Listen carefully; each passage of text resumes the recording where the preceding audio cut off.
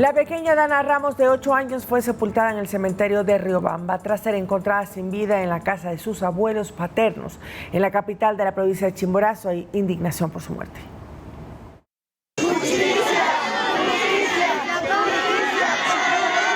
Justicia era lo que se clamaba en el funeral de la pequeña Dana Ramos, de 8 años de edad, y encontrada sin vida el viernes, luego de 15 días de estar desaparecida.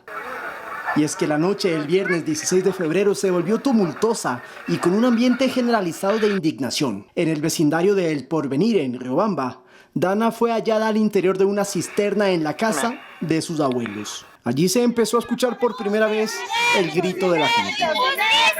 ¡Justicia! ¡Justicia para Dana! ¡Justicia! Era el hogar de los padres de su progenitor, Mauro Ere, un policía en servicio activo y ya detenido, de quien se presume sería el responsable del atroz acto. A la menor la asfixiaron antes de dejar su cuerpo en el interior de la vivienda. ¿Cuándo? Aún no se sabe. ¿Por qué tuvieron que pasar 15 días para llegar al mismo punto de la casa? Porque justamente las investigaciones son así. Si fuéramos adivinos y supiéramos cómo está pasando, créanme que ya le hubiéramos detenido. ¿No estaba desde el primer día muerta la niña aquí? Posiblemente no, porque nosotros hicimos un allanamiento aquí, hicimos una verificación y no se encontró rastros de la niña. Durante el fin de semana se hicieron pruebas con luminol dentro de la casa para encontrar nuevos indicios, mientras la fiscalía trazó la hipótesis del caso, en un hecho que también tiene aprehendida a Evelyn B., prima de la niña. Mientras que el domingo, los familiares maternos le dieron el último adiós a la inocente pequeña en un sentido evento sepulcral que inició en el colegio Las Salesianas, donde Dana estudiaba, con una misa campal en la que participaron sus compañeros y compañeras. Luego caminaron por las calles de Riobamba hacia el cementerio de la ciudad, con tristeza, pero sin olvidar que su muerte no debe quedar impune. Las investigaciones del caso continúan. Nosotros incansablemente, las unidades investigativas realizarán todas las actividades que estén por realizar y las que se deban realizar para dar con el paradero o con la persona o con la realidad de lo que pasó con la niña. Finalmente sus restos fueron sepultados ante su madre y decenas de sorprendidos ciudadanos que aún no conciben cómo el propio padre de Dana podría ser el culpable de su fatal desenlace. Lautaro Andrade Castro, Noticias 7. Es un caso que ha conmocionado no solamente a Riobamba, sino a todo el país. Todavía hay que esperar a que se revelen los exámenes forenses, los análisis que tienen que llevarse a cabo. Ya se ha dicho como preliminar, y lo escuchamos en la nota, que falleció por asfixia. Sin embargo, hay que determinar exactamente cómo fue o qué más pudo haber sucedido, y eso lo conoceremos en los próximos días. Mientras sigue detenido su padre, están también buscando la manera entonces de que sus abuelos puedan rendir versión, porque era la casa de ellos. Lo que le sorprende a la gente, a los vecinos del Porvenir, es que la policía y la fiscalía sí indagaron esa casa en los primeros días del mes de febrero, cuando inició todo esto, pero recién el 15 que vuelven, ahí es que se enteran de que estaba el cuerpo de Dana. ¿Y cómo se dan cuenta? Por un perro de estos de la policía que tienen un excelente olfato y que llegó al lugar y encontró que en la cisterna como que algo extraño había. La policía abrió la cisterna y lastimosamente encontró una escena que de tan solo relatarla nos parte el alma a todos. Eso dentro de las investigaciones. Recordemos que Dana desapareció el 1 de febrero de este año. No fue el único caso que conmocionó la semana pasada aquí en el Ecuador. Briana y Génesis en Tulcán también fueron halladas sin vidas. Ellas también estaban desaparecidas, había reportado como desaparecidas alrededor de 3 meses atrás. Y la semana anterior también tuvimos la terrible noticia de que se las encontró sin vida a ellas dos. Y pues evidentemente ahora la sociedad ecuatoriana pide que no se quede en la impunidad estos 3 asesinatos de pequeñitas, y la última pues tiene a su padre como uno de los principales sospechosos de su muerte. Su padre, policía en servicio activo.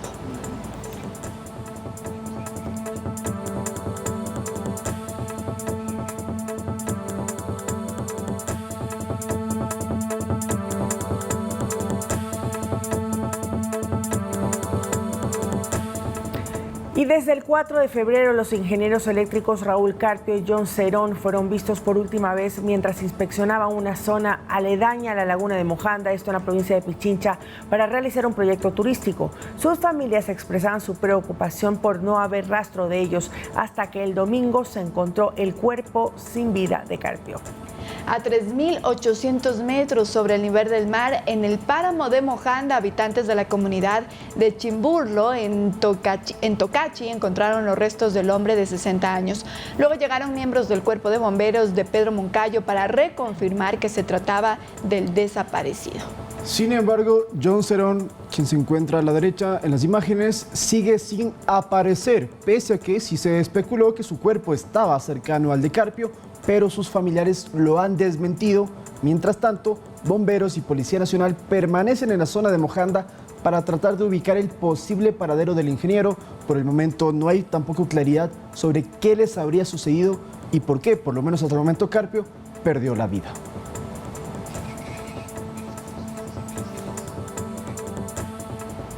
7 de la mañana con 8 minutos. Según cifras oficiales, en el 2023, de 730 casos de ciudadanos desaparecidos, cerca de 400 fueron hallados sin vida.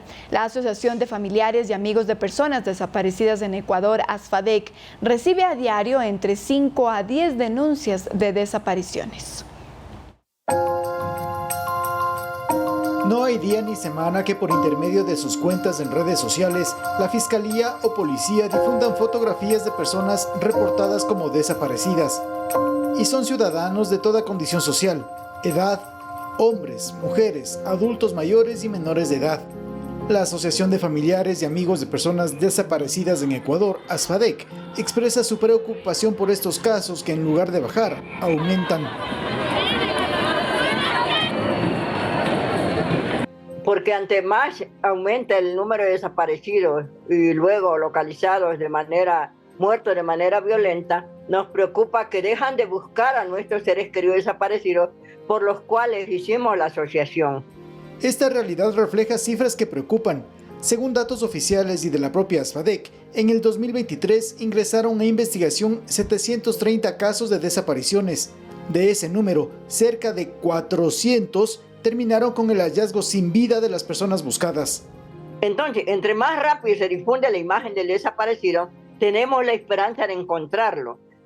De acuerdo a datos del Ministerio del Interior, el año anterior, del total de casos reportados, el 65% de las víctimas de desapariciones son mujeres, el 61% son niños, niñas y adolescentes, 46% adultos y un 3% adultos mayores. Las provincias donde más casos se reportan son Guayas, Pichincha y Santo Domingo de los Áchilas. Para ASFADEC es preocupante la acumulación de casos por investigar debido a factores económicos y logísticos de las instituciones encargadas de los procesos. Al no tener suficientes fiscales, tenemos la rotación de fiscales muy seguida. Cuando un fiscal es malo, le pedimos a la doctora Yana Salazar que cambie el equipo, porque esa persona no está preparada o en verdad es un incompetente, ¿no? Tome en cuenta que ahora no debe esperar 24 o 48 horas para denunciar la desaparición de una persona. El procedimiento es alertar primero al ECU 911 y a la DINASET, y luego poner la denuncia en la Fiscalía si no hay respuesta de la ubicación de su amigo o familiar luego de 2 días de su ausencia. Javier Ceballos, Noticias 7. Otra desaparición de repercusión nacional, sobre todo también aquí en Quito, es Hernán Mendoza, este joven que mañana se cumplen 25 días de que no hay rastro de él. La última vez que se lo pudo ver con vida, sano y salvo, era saliendo del sector de la Pradera, la zona rosa de Quito. En la noche se montó un taxi y sabemos que lo escopolaminaron, esto por versión del propio taxista, quien está detenido y que menciona que en el caso de Mendoza, bueno, hay una banda dedicada justamente a drogar a las personas que salen de algunas cervecerías y bares en esta zona del norte de Quito y luego les roban absolutamente todo. ¿Qué pasó con Mendoza? No se conoce, al igual con otros casos, como lo vimos en el reportaje, que llevan años sin que sus familiares sepan qué sucedió con ellos, y eso comentan Lidia Rueda, principalmente la titular de ASFADEC, que es uno de los dolores más fuertes que puede tener una persona, porque dicen, ojalá pudiésemos saber qué pasó con él, que perdió la vida, enterrarlo no. Es una incertidumbre de años y día a día pensando dónde estará ese ser querido. Como ya lo recalcábamos en la nota, ahora ya no hace falta que concurran 24 horas desde que se desaparece una persona. Se puede informar inmediatamente a las autoridades, sobre todo llamar al 911. Usted puede presentar la denuncia de desaparición y además puede acudir a la unidad de policía comunitaria más cercana, también a la fiscalía, para que se genere esta alerta ya más oficial. Usted lo que debe hacer es, en caso de un desaparecido, estas son las recomendaciones de las autoridades, es tener consigo una fotografía y también la descripción entera de la persona, de cómo se encontraba, por ejemplo, vestida o dónde fue la última vez que se lo ha visto. Bueno, y además también pueden comunicarse al 1-800-33-54-86. Repito, 1-800-33-54-86. También es otro número donde pueden comunicarse para dar información o por solicitar o presentar la denuncia de un desaparecido.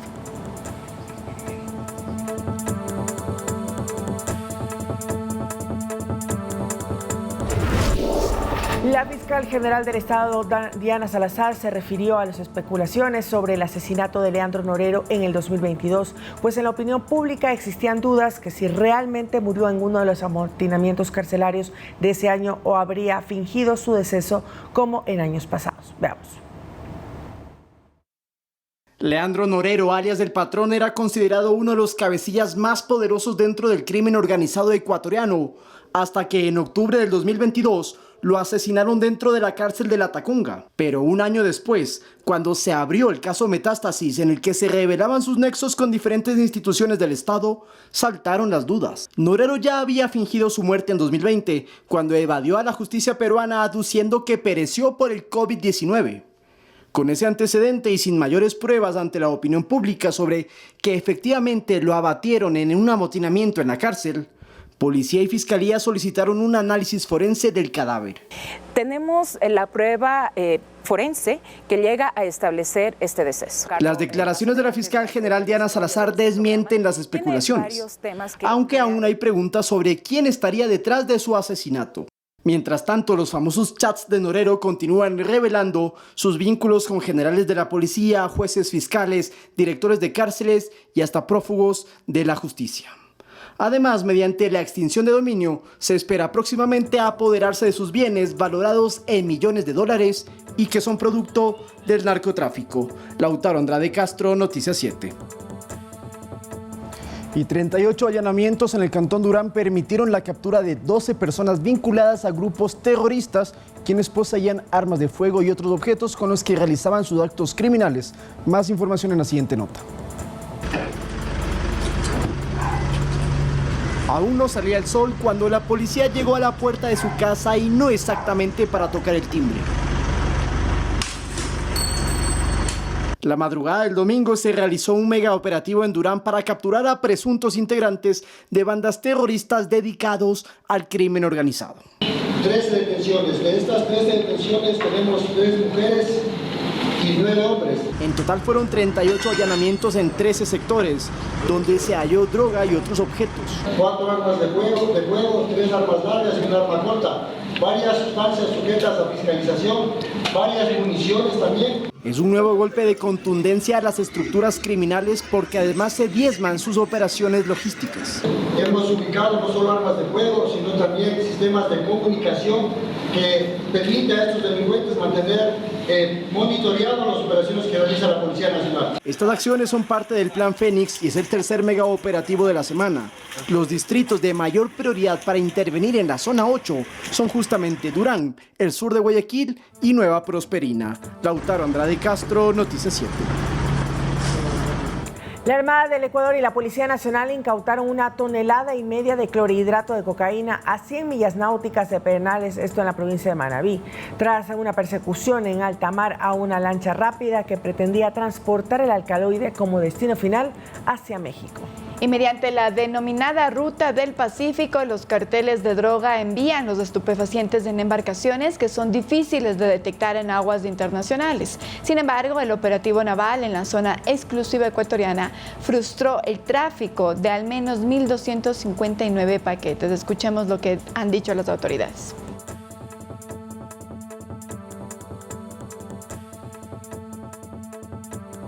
Y aproximadamente hacia 30 millas al oeste de Pedernales se logró la incautación de 33 bultos que en su interior contienen presuntamente sustancias catalogadas sujetas a fiscalización.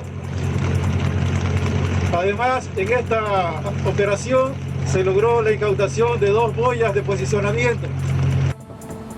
Y un dato, por cierto, tras la incautación de esta 1,5 toneladas de droga, se hizo el pesaje y toda esta cocaína equivalía a 14 millones de dosis, lo que en el mercado negro tiene un costo de 40 millones de dólares y que son el perjuicio para los grupos de narcotráfico transnacional.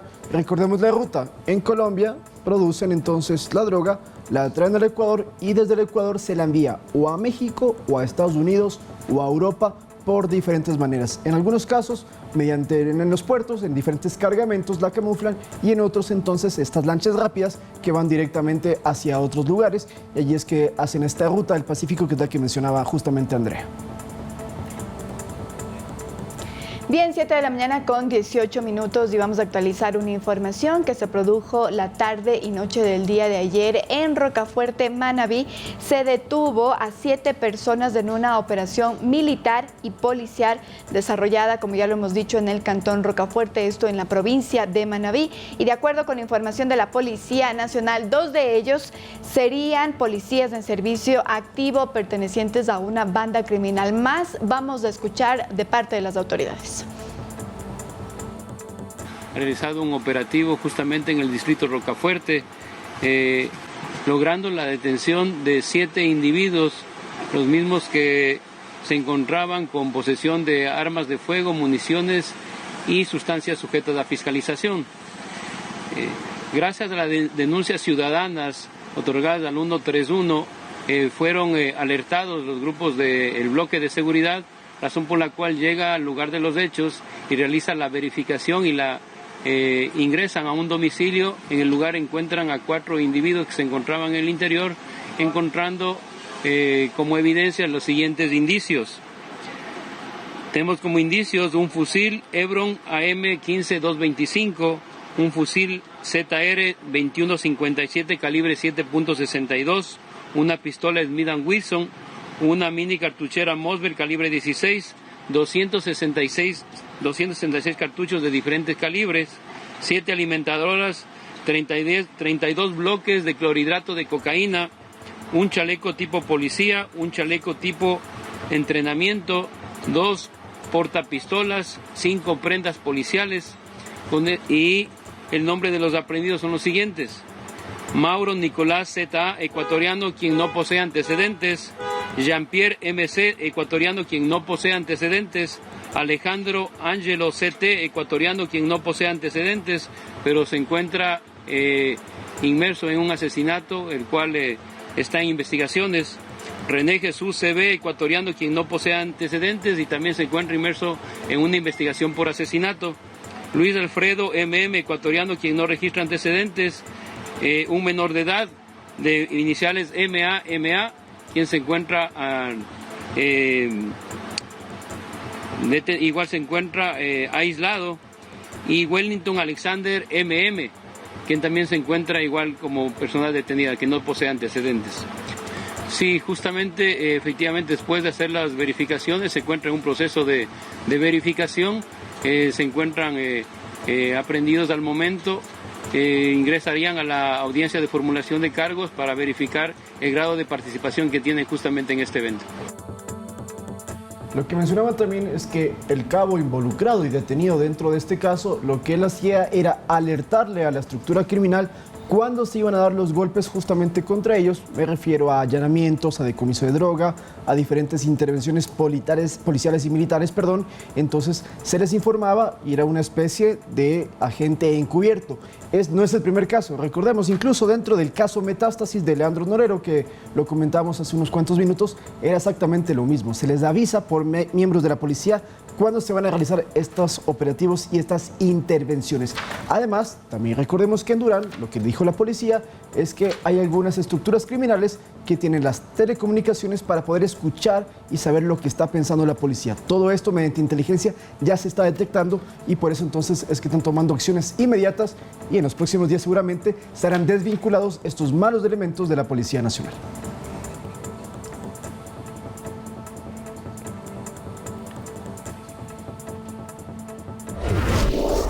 La Asamblea deberá definir en los próximos días no solo el incremento de penas, sino la incorporación de nuevos delitos en el Código Orgánico Integral Penal. Se propuso, por ejemplo, la creación del delito de femicidio o el reclutamiento de menores de edad en bandas terroristas. Lo explicamos de inmediato. Así como en el paquete de reformas al Código Orgánico Integral Penal se propone el aumento de penas para determinados delitos, también se plantea la tipificación de nuevas infracciones. Por ejemplo, sería delito el reclutamiento de menores de edad para bandas delictivas, el contagio deliberado y premeditado de enfermedades infectocontagiosas, especialmente el SIDA. Está propuesto también el juzgamiento de adolescentes en calidad de adultos cuando cometan delitos graves.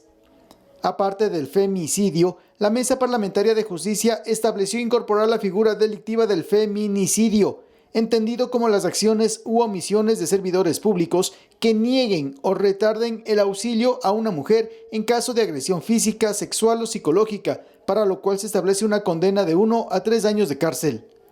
Son planteamientos y cambios que todavía no han sido aprobados en la Asamblea. Sin embargo, el director del Colegio de Abogados de Pichincha, Ciro Guzmán, plantea que todo esto no será suficiente si no existe un sistema judicial eficiente, con operadores de justicia que no conviertan a la ley en un instrumento de premio y no de castigo para un procesado. Mejor se nos meten por la tranquera jueces que cotizarán más sus servicios, porque si ahora tengo que condenarte a 20 años, ya, y eso vale tanto para no condenarte, mañana que tengo que condenarte a 30 años, yo subo el precio. El asambleísta Patricio Chávez de la Revolución Ciudadana señala que en esta intención deben converger compromisos y acciones desde diferentes lados. Es un trabajo conjunto, yo creo que la Asamblea debe hacer lo suyo.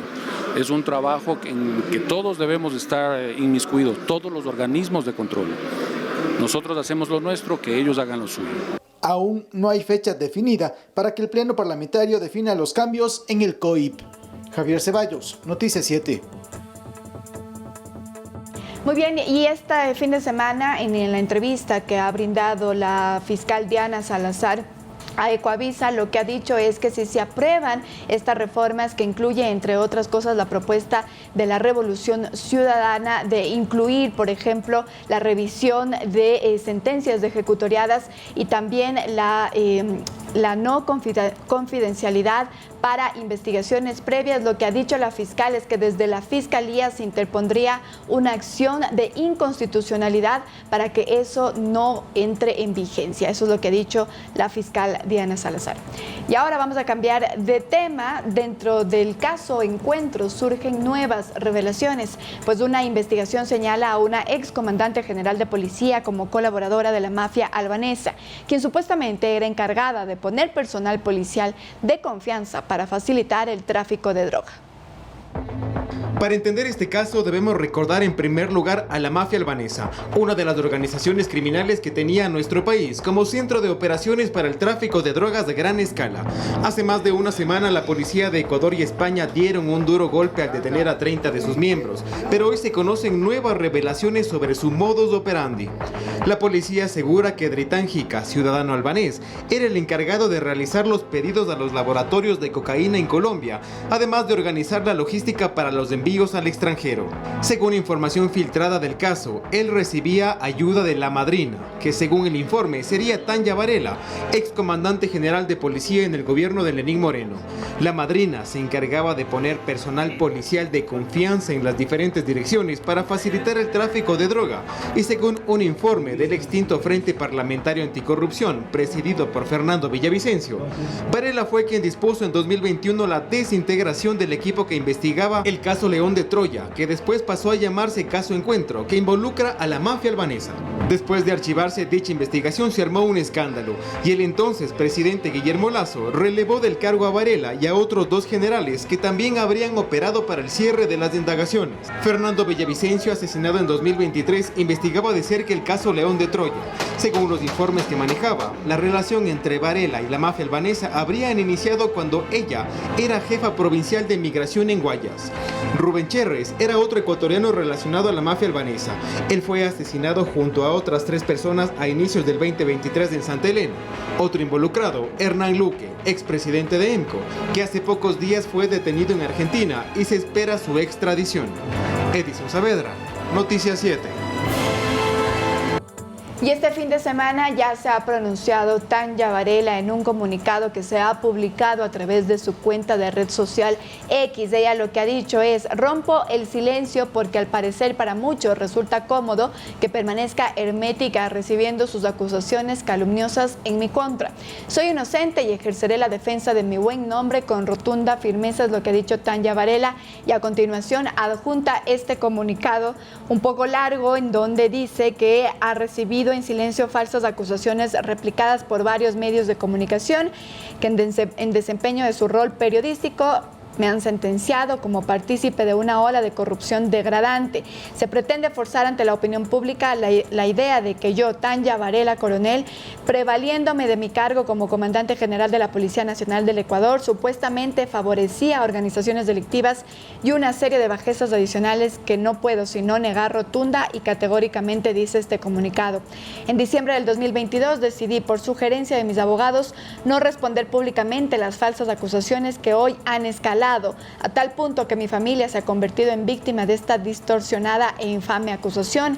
Decidí esperar a ser requerida por la autoridad en silencio, incluso a costa del cuestionamiento público de mi nombre y trayectoria. Rompo ese silencio porque al parecer para muchos resulta cómodo que permanezca hermética recibiendo sus acusaciones calumniosas en mi contra. Desconozco si los hechos a los que pretenden asociarme son reales. Eso se lo debemos dejar a las autoridades competentes, pero jamás podrán vincularme de ninguna manera a ningún acto irregular en beneficio de organizaciones delincuenciales a las que yo he combatido durante mi vida profesional. Jamás cometí irregularidad alguna, ni como comandante general de la policía, ni como civil. Hay que también precisar, no hay un pedido de detención ni de investigación. Ella todavía no ha sido vinculada a este caso. Se lo conoce por lo que decía el informe, que le revelaban y anexaron a que era ella la supuesta alias madrina. Pero la Fiscalía todavía no se ha pronunciado que esté tras la búsqueda de Tanya Varela, quien, por cierto, fue la primera mujer comandante general de la policía, también la primera mujer en ser comandante de la zona 8. Estamos hablando de lo que es Guayaquil, Durán y San Borondón. Esto mucho antes de que entonces se conociese lo del caso León de Troya, que fue en 2021. Recordemos que ella salió de ese cargo y fue reemplazada en ese entonces por Fausto Salinas. Y como lo ha dicho Lautaro, en el comunicado también se menciona, ella lo que dice es: hasta la fecha no se ha requerido mi comparecencia en el marco de ninguna investigación y si las autoridades me requieran, estaré siempre presta a comparecer. Yo no he tenido necesidad de huir del país ni esconderme, es lo que pues dice también este comunicado. Bueno, con esta información nos vamos a la pausa y regresamos enseguida, 7:30.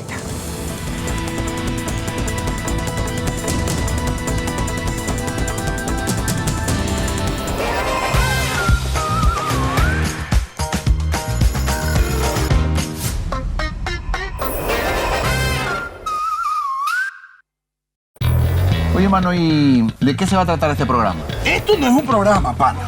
Esto es un podcast que se transmite por televisión. Un lugar donde se piensa igual, pero se opina diferente. ¿Y de qué se trata? Se trata de nada. Pero no seas loco, pues, hermano. Yo no soy loco, yo soy demente. Podemos tirar dados, pero no decidir cómo caerán. Qué suerte que tengo yo. Aquí la suerte, la buena suerte, también tiene mala suerte. Por eso hoy, la suerte está cruzada. Los sábados y domingos. A las 10 de la noche. ¿Dónde? Por Ecuador TV. Y más de 70 personas involucradas en grupos terroristas fueron capturadas. Somos la noticia confirmada. No vamos a negociar con terroristas. No difundimos información falsa. Las Fuerzas Armadas dieron a conocer el balance de los operativos efectuados. Hemos detenido a 329 terroristas. Porque en Noticias 7 confirmamos antes de informar. Estamos recargados de noticias actualizadas, pero sobre todo confirmadas. Noticias 7, la noticia confirmada. De lunes a viernes, 7 de la mañana, 12:30 del mediodía y 7 de la noche. Por Ecuador TV.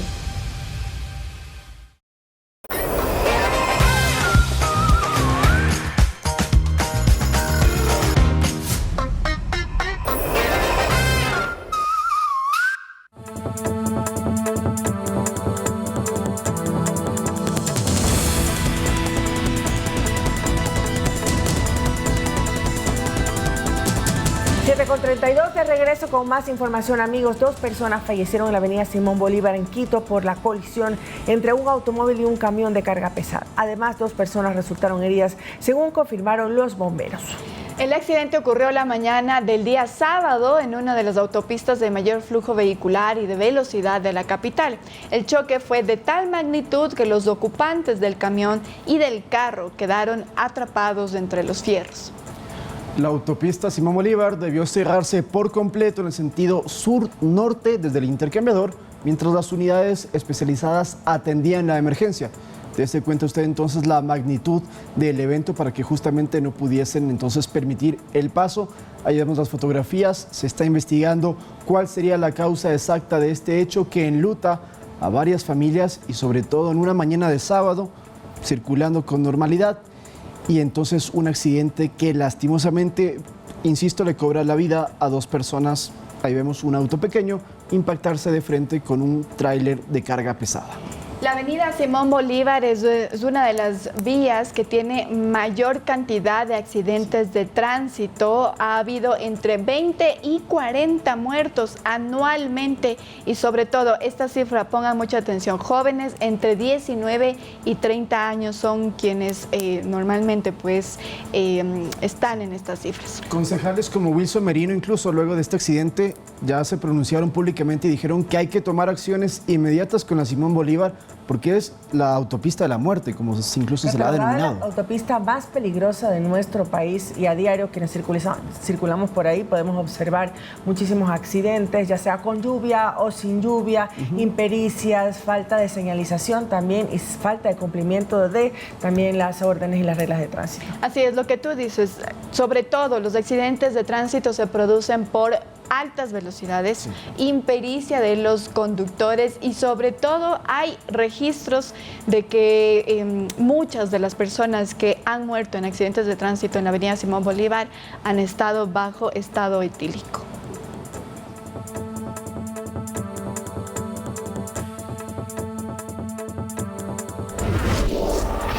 La vía Macas-Puyo, esto en la Amazonía ecuatoriana, suspendió su circulación vehicular por un aumento del caudal del río Upano, lo que pone en riesgo al acceso al puente para llegar a la ciudad de Macas, en la capital de Morona, Santiago.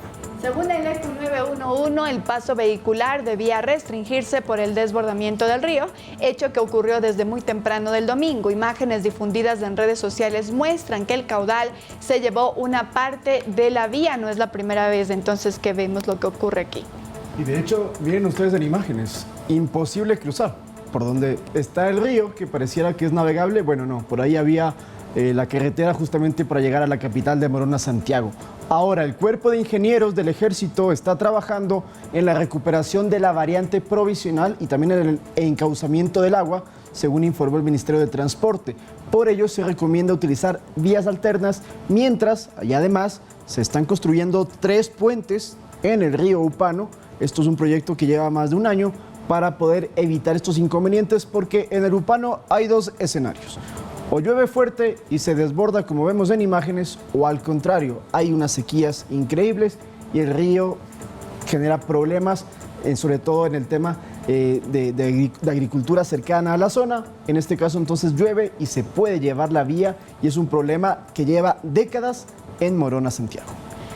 Nos quedamos hablando del clima igual porque en Guayaquil ha habido 12 horas continuas de lluvias y que ha dejado acumulación de agua en varios sectores. El alcalde de Guayaquil ya se ha pronunciado. Productor, si nos confirma si tenemos ya el pronunciamiento del alcalde de Guayaquil, Aquiles Álvarez, que ha publicado en su red social X registrando lo que ha ocurrido en la ciudad de Guayaquil por estas constantes e intensas lluvias. Ya lo había dicho el INAMI que íbamos a tener este clima para el fin de semana. Ahí es lo que ha dicho el alcalde de Guayaquil. Durante la noche y madrugada se han recibido varias alertas por acumulación de agua e inundación. Hasta el momento hemos atendido 18 puntos. En colaboración con Interagua y la Dirección de Ambiente hemos mantenido una labor coordinada y continuamos realizando monitoreo y coordinación a través de Segura EP. Afortunadamente no se han reportado colapsos, deslizamientos ni socavones, dice el burgomaestre. No obstante, recomendamos conducir con precaución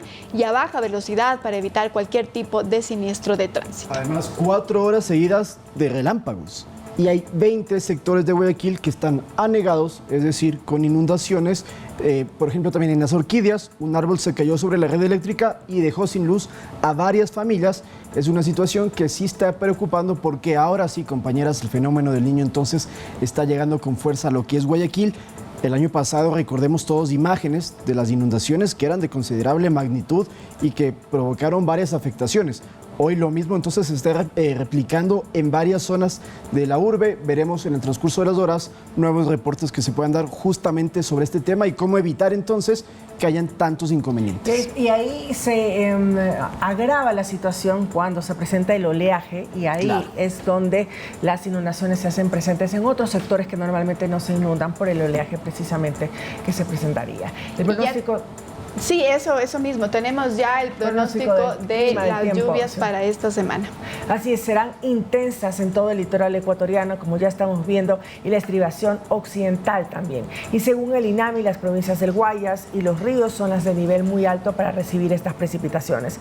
Mientras que en la sierra del occidente de Pichincha, Cotopaxi, Bolívar, Azuay y Loja también tendrán tormentas. Y como les comentábamos, anoche llovió en el litoral, en Guayaquil, aunque con el paso de las horas ya ha disminuido la intensidad. Y podemos observar en pantalla también la advertencia meteorológica, los días con lluvias que tendremos, el movimiento como será acá en nuestro país, especialmente en la parte litoral. Hace una hora ha publicado a través de su cuenta de red social X, el INAMI han dicho, continúan las lluvias de variable intensidad acompañadas de tormentas eléctricas en las provincias de Guayas, Los Ríos, Santa Elena, Manabí, Esmeraldas y región insular.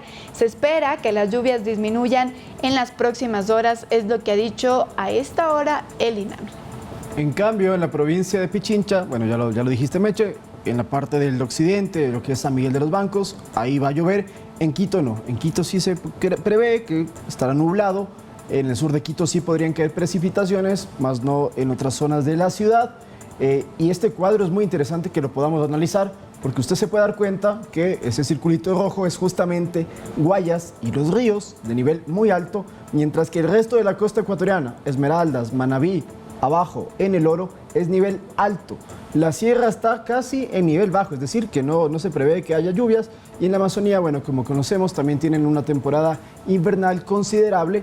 Ahí vemos entonces que hay alerta de tormentas también, de fuertes vientos. Tome sus precauciones en buena hora, compañeras. Esto ocurre luego del feriado, porque la gente sí pudo disfrutar del buen clima en el litoral nacional, más no ahora entonces que se viene la temporada fuerte de lluvias y con ellas las inundaciones, que es lo que más puede provocar problemas y preocupaciones.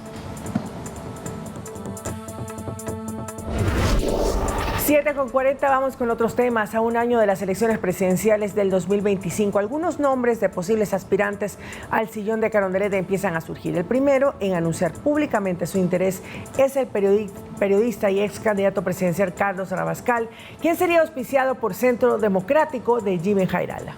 Luisa González, ahí la vemos en pantalla, sería la precandidata del correísmo, aunque esto no ha sido del todo confirmado por la Revolución Ciudadana, es decir, no ha sido oficializado. En cambio, otro precandidato ya confirmado es el abogado Pedro Granja. Así es, Granja sería el representante del Partido Socialista y tendría también el apoyo de Leonidas Issa, quien es presidente de la CONAIE. Pero además, y como veíamos en imágenes, se especuló sobre la fiscal general Diana Salazar y su posible candidatura presidencial. En esta entrevista que dio en Ecuavisa se le consultó si tiene aspiraciones justamente presidenciales. Escuchemos lo que dijo. Yo necesito terminar este trabajo y estar concentrada en una candidatura significa que ya debería pensar. Usted me hablaba de un periodo electoral, de un calendario electoral. No tengo tiempo para calendarios electorales. Yo tengo que terminar el trabajo que inicié en abril del 2019.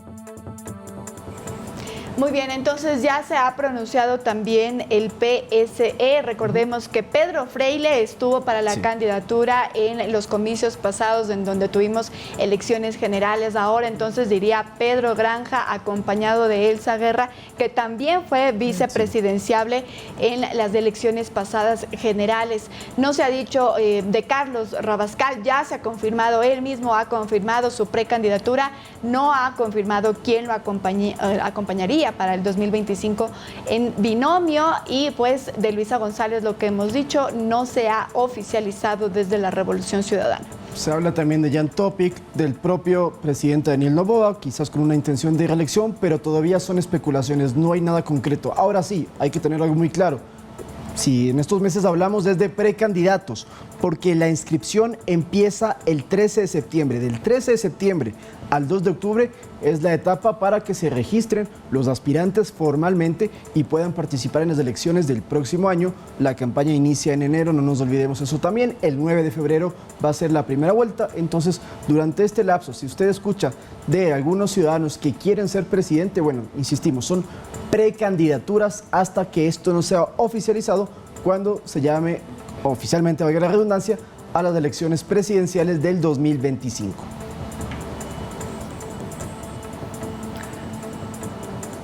Con 43, momento de una pausa y regresamos con deportes y mucho más. No se vayan.